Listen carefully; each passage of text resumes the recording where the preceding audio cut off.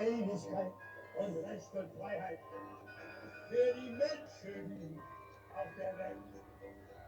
Für das Denken, für das Fühlen, für die Arbeit und das Geld. Einigkeit und Recht und Freiheit seines Lebens Unterpfand. Glühen Glanze dieses Glückes.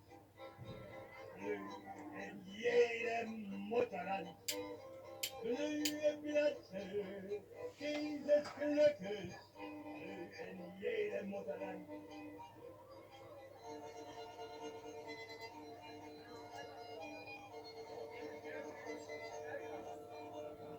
Einigkeit und Recht und Freiheit.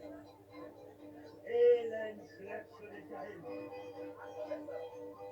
Was ist nur aus dir geworden? In dem ganzen Machtkrempel, aus dem Denken, aus dem Fühlen, aus der Arbeit, aus dem Geld.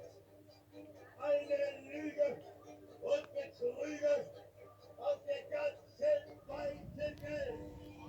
Eine Lüge und Betrüge auf der ganzen weiten Welt. Einigkeit und Recht und Freiheit für die Waffenindustrie. Und weil die da gerade verwaltet ist, für die Pharmaindustrie.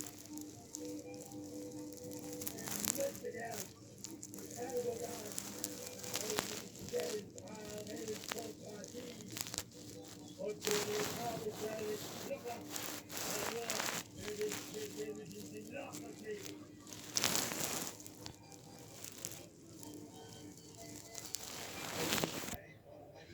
Schon auf der Erde.